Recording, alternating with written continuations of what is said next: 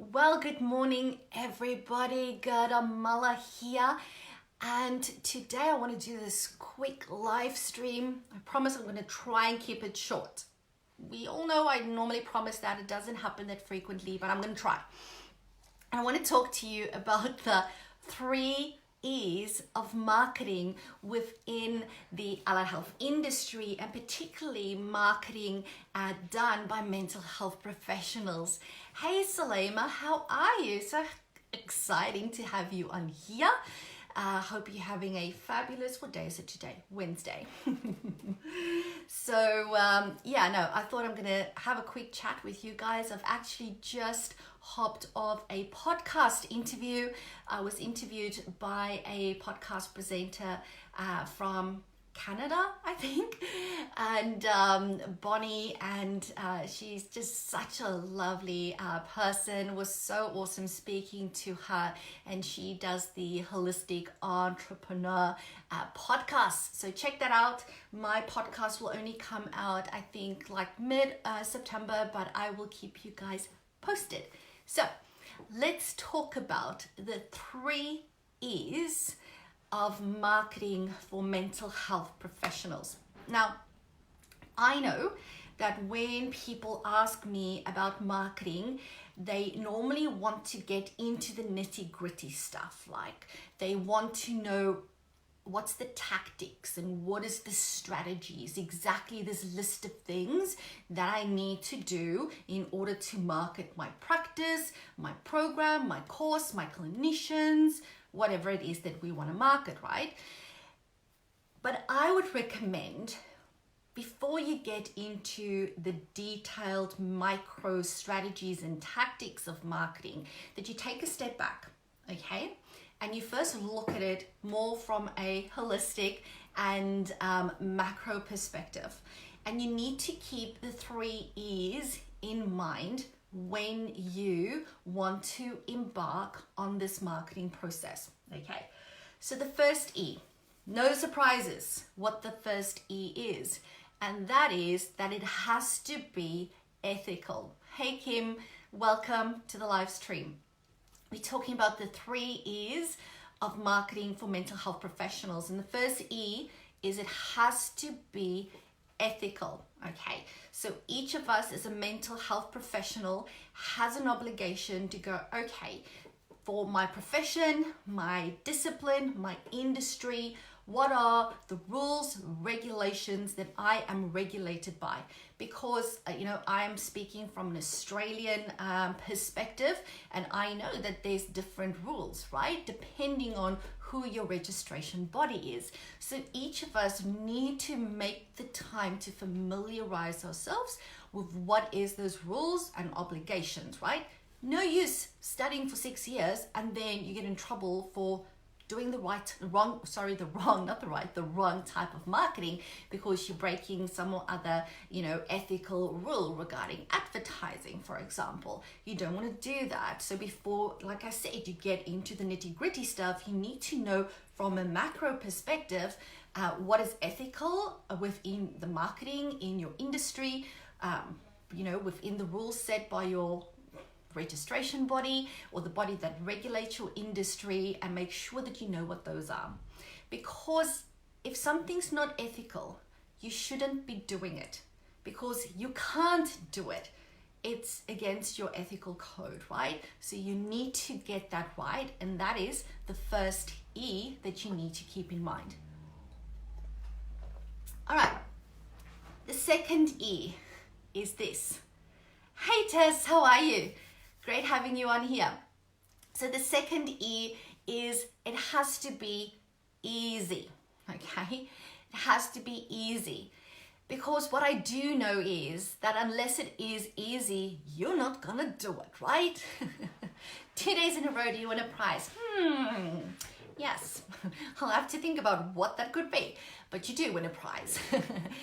It has to be easy. I know as allied health professionals, as mental health professionals, yes, there's going to be some of us that really love doing marketing, but for a lot of us, we see marketing as something that we need to do in order to do our passion work, right? So we do the marketing in order for the clients to come through so that we can help them, but it's not really our jam, right? It's not the thing that lights us up, which means that if it's not easy, I'm going to go, it's too hard, I'm not going to touch it, or we're just going to procrastinate, or we're going to put it in the too hard basket, and it's not going to happen, right? So you want to make it easy. You need to ask yourself, okay, how can I make this easy for myself? Do I need to outsource it? Do I need to do something else? So ensure that the marketing that you do is easy. Even if it means in the start, maybe you just need to get your head around it, but then you write out a system, a process. This is what needs to happen. So next time when you want to do this type of marketing campaign, you don't have to reinvent the wheel, okay? You can just go back to this list or checklist or plan that you had for maybe this launch, and you just follow that to the E. That is making it easy. Because easy here, of course, going to be different for different people, depending on what type of marketing action you want to take. But the golden rule is to consistently ask yourself, how can I make this easy? How can I make this easy for myself? Because if I don't do that, it's going to go in the too hard basket and it's not going to happen. Okay, so that was the second E. The third E is it has to be effective, okay?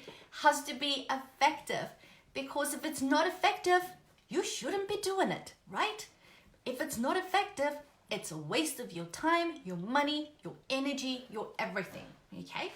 Now, how do you know when something's effective?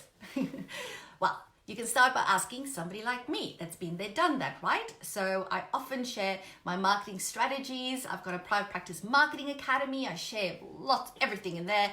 I share stuff in my master classes. You can do research on the internet. You can Google and try and get some stats and figures. You can ask other people in Facebook groups, but you want to make sure affordable. Love your sense of humor, Kim. Yeah, it has to be effective, right? Because otherwise you're just going to waste your time, money, energy, as I said, and then you're going to get down on yourself and you're going to go, I'm a failure, I can't do this, it's not working. Then you just go down the rabbit hole of negative thinking, which is not helpful, right?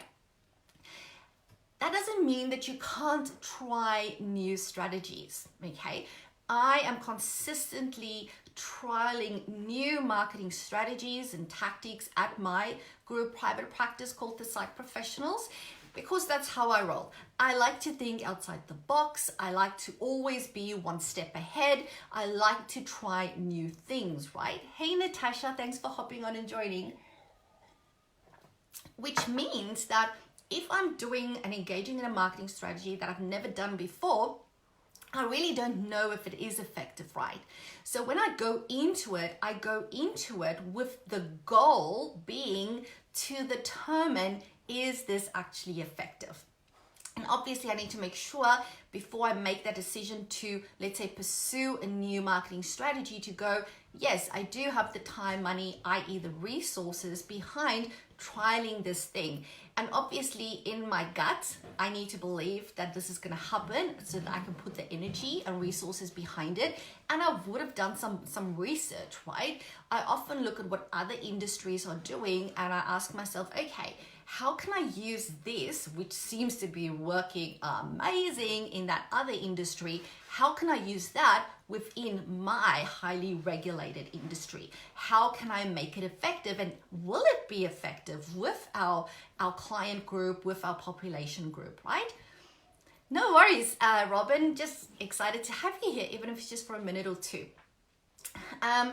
So I would do that. So it is okay to trial something once you've made the decision that this is what it is, but you still need to do an evaluation at the end to go, was this effective, right? But now, very important, you will only know whether a new marketing strategy is effective if you know where your clients are coming from. Okay? No use doing all of those things and not knowing, was it effective because I don't know where my clients are coming from. Hey Fiona, welcome. So that's important. So how do we then know where our clients are coming from? Well, every time a new client starts at the practice, when they come in for session 1, whether that's in person or online, even if you are doing more like educational stuff like workshops, coaching and mentoring, you need to ask every client, so how did you hear about me? So how did you hear about us? Right? Where did you get your referral to the practice? And you need to be running reports on those so that you can look at those numbers and go, oh, okay, like 60% of our referrals actually comes from this referral source. That's interesting. What marketing have we been doing to that? Okay, that's the stuff that works. So as a clever business person, what am I going to do? I'm going to put my marketing dollars into that strategy because I now have data. I have got numbers to show that it is effective. Okay, and Kim, that's where affordable come in for our 4th E. You guys will have to read Kim's comment and to have the full context, because if it is effective, it is affordable. If you are engaging in ineffective marketing strategies, that's not going to be affordable long term. You're just going to be wasting money. You're going to be like flushing it down the toilet. All right, so let's do a quick recap for the 3 E's that you need to keep in mind when you're doing marketing as a mental health professional. Number 1, it needs to be ethical or you can't do it. Number 2, it needs to be easy or you probably won't do it.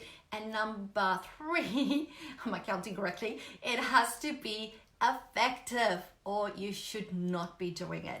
So make sure that whenever you do marketing, you first go through your 3 E's, and only then do you get stuck into the strategies and the tactics and the how-tos and the whats of what it is that you want to do. Alrighty, it's my pleasure, Kim. I'm going to leave you with that. I suspect what I'm going to do now is going to go for a run. Yes, I'm going to go for a run. Couldn't go to the gym this morning because I had to be ready for my podcast interview that I did at 9 o'clock. And I so love going, thanks for all the love hearts, Tess.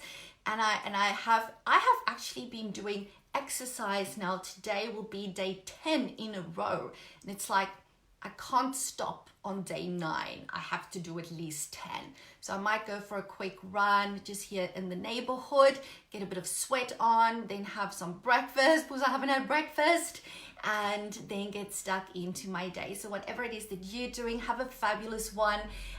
If you're watching the replay, please do hashtag replays, and I know that you were here, that you watched it. Tess says, make sure you share a podcast episode. Can't wait to hear it. I most certainly will. Bonnie says it will come out more or less like just before, I think 17 September, mid-September. But I will let you guys know when it's out. Have a fabulous day. Let me know if you're watching the replay. And remember, as always, all you need to do is say yes to your very own ultimate level 5 private practice. And I'll speak to you soon. Bye for now.